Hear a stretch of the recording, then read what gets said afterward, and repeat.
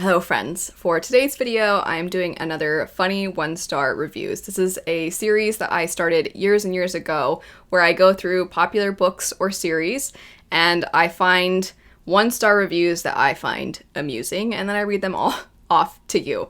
And I do this whether I like the book or series or not. If it's popular, it's fair game for this. I actually did a vote over on my community tab to see which one you all wanted me to pick for this next video, and the thing that won was Babel by R.F. Kuang. When this video goes up, I will have another post over on my community tab, and you can vote for the next one after this. Jennifer L. Armentrout, one of her books was very, very close to Babel, but Babel just barely beat it out. And I figured rather than just looking at Babel one-star reviews, I decided I would look at both Yellowface and the Poppy War alongside Babel. So I'm gonna go in publication order. I'm gonna start with one-star reviews for the Poppy War, then Babel, then Yellowface. If you'd like to see more of these, I will have my playlist linked in the description bar down below. But kicking it off, we'll start, like I said, with the Poppy War. Some of these come from Amazon, some of them come from Goodreads, but the ones for the Poppy War all came from Amazon. Amazon just has a different flavor of negative reviews. This first one says, "The author is a cruel, spiteful god who callously toys with this world and us, the reader. I'm through the second book, and thus far, little point of redemption exists. I'm debating on subjecting myself to finish the series or not."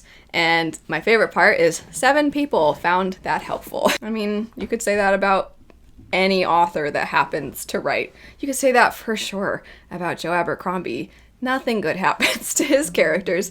Anyway, next up, I could not finish this book, and that is saying a lot because I always persevere and at least finish the first book in a series, no matter what. This book, however, broke that record and I could not finish it. The main character had no reasons for her actions. She did not want to marry an old man. Fine. But why? She wanted to be powerful. Okay, nothing wrong with that. But then again, why? No logic to the book, and am shocked by the good reviews. Utter waste of my time. I don't know if I need to clarify why I found this one funny, but I'm going to, just in case. She did not want to marry an old man. Fine, but why?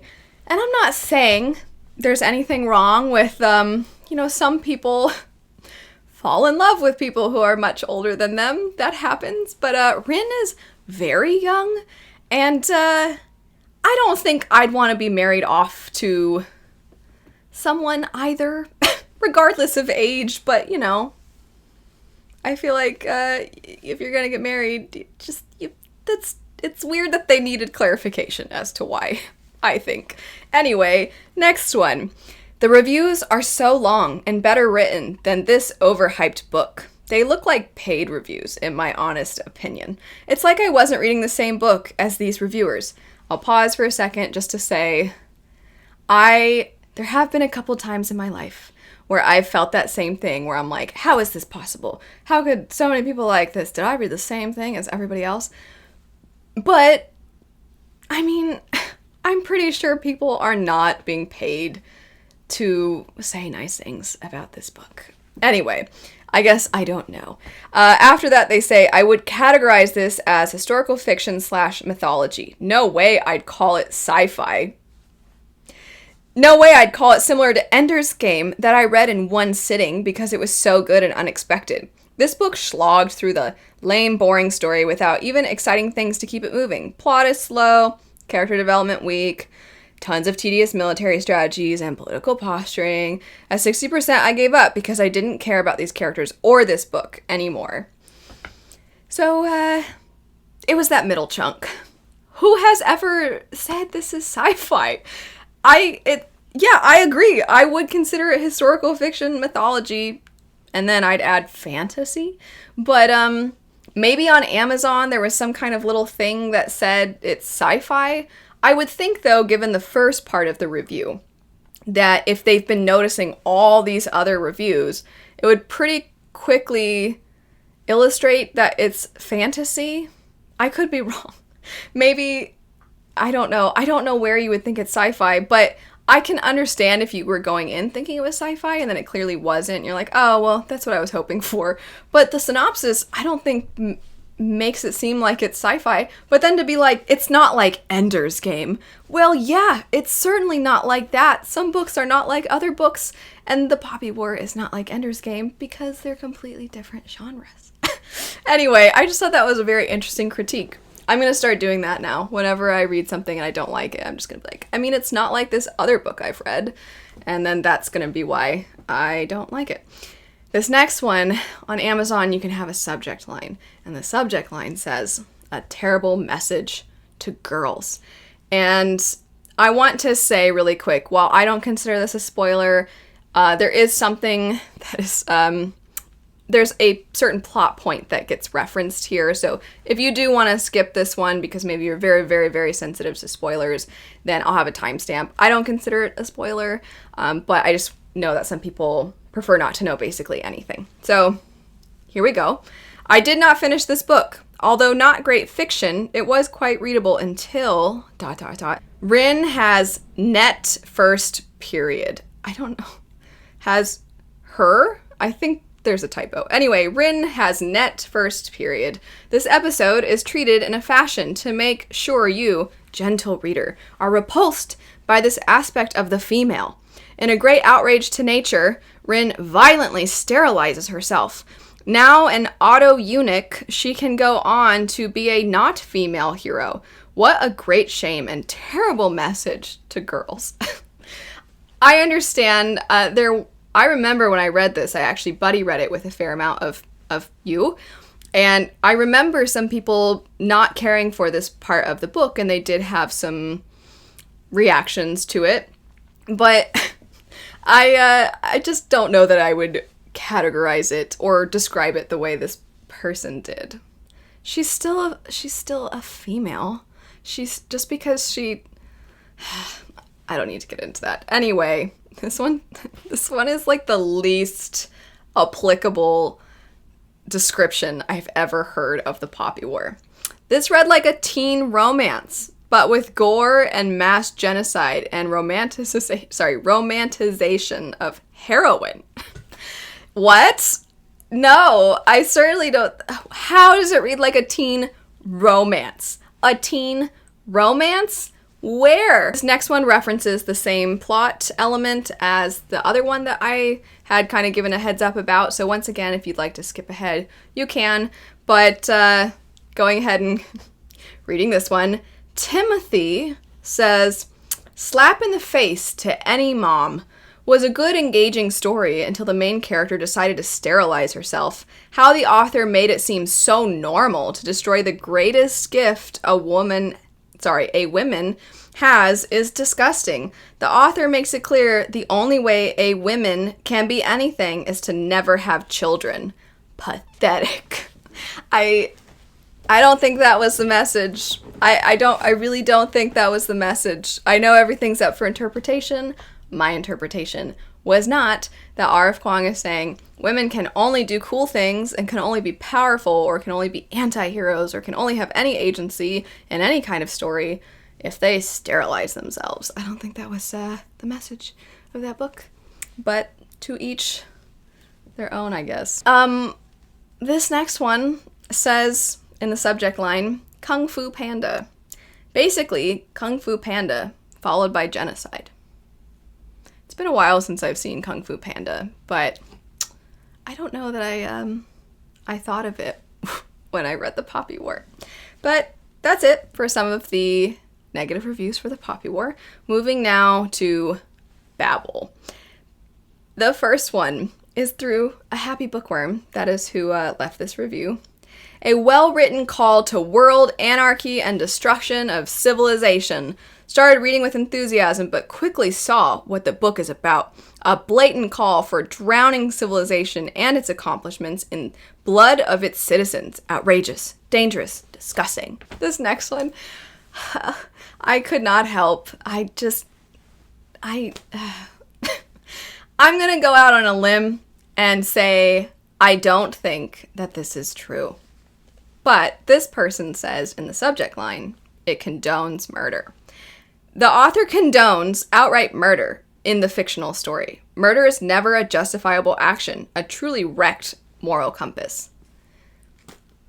How many fantasy books have characters, they end up doing things that result in the deaths of other characters? Like how many fantasy stories do people die, or are there battles, or there's some form of combat, or there's so much violence, generally speaking, in a lot of fantasy stories, not always, but there's a lot.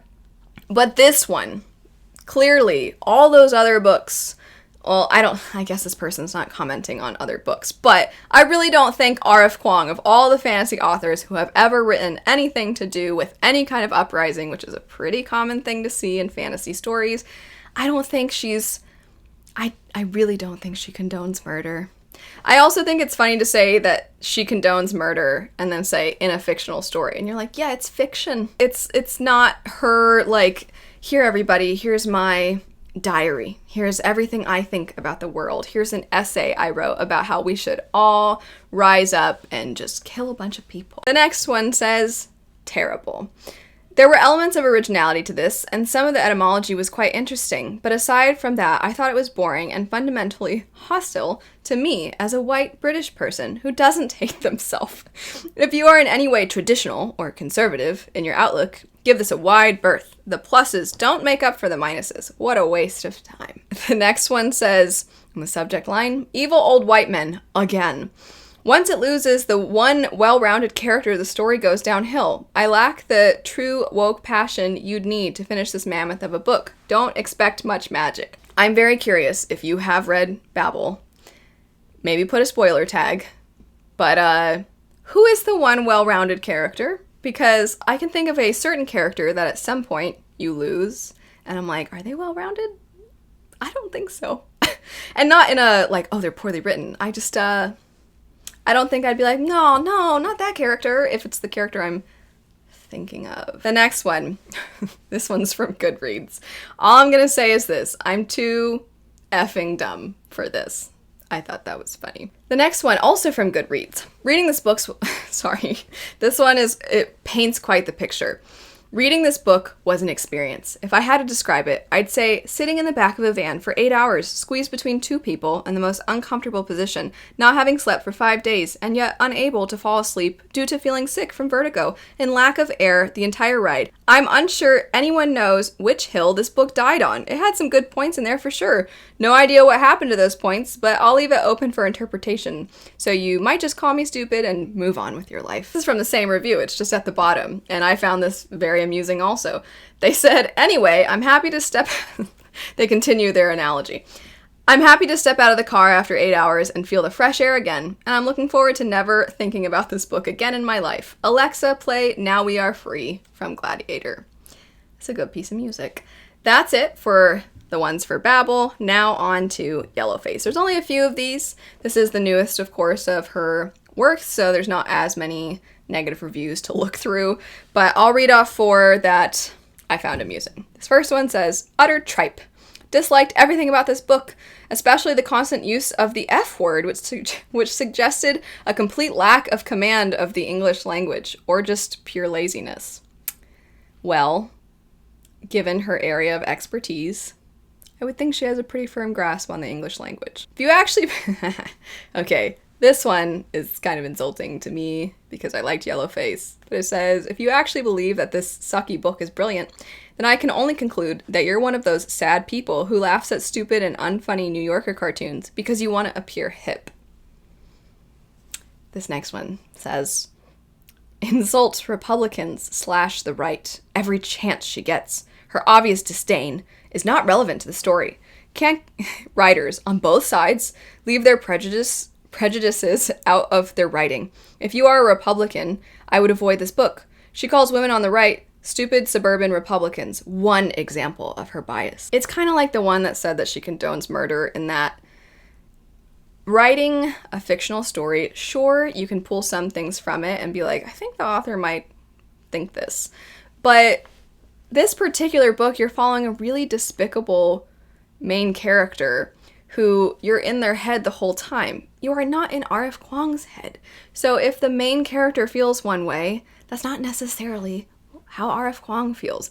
And what I find kind of funny about this book in general is that the main character considers themselves on the left, but then does things that are, and not to get political or anything like that, but the character considers themselves left-leaning and then does things that, or has certain talking points that you hear more often from people on the right. She kind of just uses whatever from any side to make herself look better. She just takes whatever argument is the one that's going to get her out of hot water the easiest, or she'll take certain things to make herself feel better about herself. I mean so she's unlikable to everyone, basically, but you're, of course, welcome to interpret it however you want. If you feel offended by the book, then you're offended by the book. But I don't think the voice of June is R.F. Kuang. Also, the amount of, like, little dashes in that negative review drove me a little bit up a wall. This is the last one I'll read for today. I think it's the worst book I've ever read. The main character is insufferable from beginning to end.